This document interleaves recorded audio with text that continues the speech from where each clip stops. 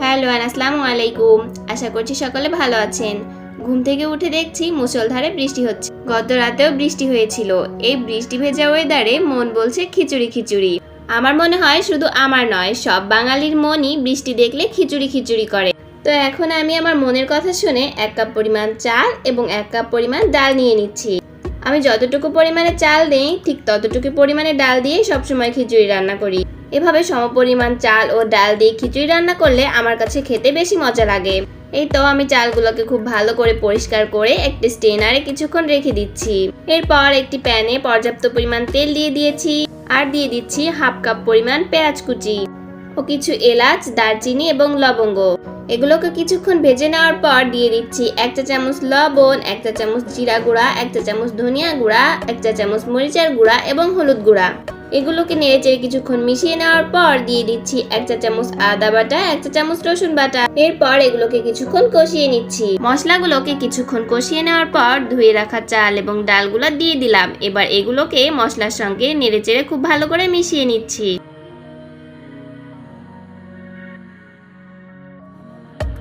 মশলাগুলোর সঙ্গে চাল এবং ডালকে খুব ভালো করে 2 থেকে 3 মিনিট কষিয়ে নেওয়ার পর 3 কাপ পরিমাণ গরম পানি দিয়ে দিয়েছি।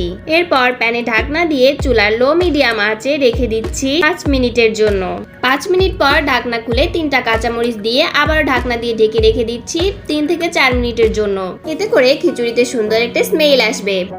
কিছুক্ষণ পর প্যানের ঢাকনাটি তুলে খুব ভালোভাবে নেড়েচেড়ে উল্টে পাল্টে 2 মিনিটের জন্য দমে রেখে দিচ্ছি। এতে করে যদি কোনো চাল বা ডাল সিদ্ধ না হয়ে থাকে, ঢাকনা দিয়ে 2 মিনিট দমে রেখে দিলে সেগুলো একদম সিদ্ধ হয়ে যাবে।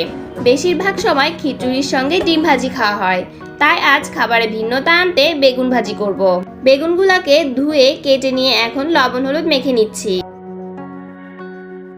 এরপর একটি প্যানে পর্যাপ্ত পরিমাণ তেল দিয়ে বেগুনগুলোকে খুব ভালোভাবে ভেজে নিচ্ছি। বেগুনগুলোকে ভেজে নেওয়া হয়ে গিয়েছে, এখন গরুর মাংস রান্না করার পালা। এর জন্য আমি একটি প্যানে 1 কাপ পরিমাণ তেল দিয়ে দিয়েছি আর দিয়েছি দারুচিনি, লবঙ্গ, এলাচ ও 1 কাপ পরিমাণ পেঁয়াজ কুচি। পেঁয়াজ কুচিকে কিছুক্ষণ ভেজে নিয়ে দিয়ে দিচ্ছি 1 চা চামচ রসুন বাটা ও 1 চা চামচ আদা বাটা। এরপর মশলাগুলোকে একসঙ্গে মিশিয়ে নিচ্ছি। মিশিয়ে নেওয়া হয়ে গেলে দিয়ে দিচ্ছি 1 চা চামচ লবণ, 1 চা চামচ হলুদ গুঁড়া, 1 চা চামচ মরিচের গুঁড়া, 1 চা চামচ জিরা গুঁড়া, 1 চা চামচ ধনিয়া গুঁড়া। এরপর সবগুলো মশলাকে খুব ভালোভাবে একসঙ্গে মিশিয়ে নিচ্ছি। মশলাগুলোকে একসঙ্গে মিশিয়ে নেওয়ার পর সামান্য পরিমাণ পানি দিয়ে মশলাগুলোকে আরো 2 থেকে 3 মিনিট কষিয়ে নিচ্ছি। মশলাগুলোকে ভালোভাবে কষিয়ে নেওয়ার পর দিয়ে দিচ্ছি 1 কেজি পরিমাণ ধুয়ে রাখা গরুর মাংস। এরপর মশলাগুলোর সঙ্গে মাংসটাকে খুব ভালোভাবে নেড়েচেড়ে মিশিয়ে ঢাকনা দিয়ে ঢেকে রেখে দিচ্ছি 2 থেকে 3 মিনিটের জন্য। এরপর ঢাকনা তুলে কিছুক্ষণ খুব ভালোভাবে কষিয়ে নিচ্ছি।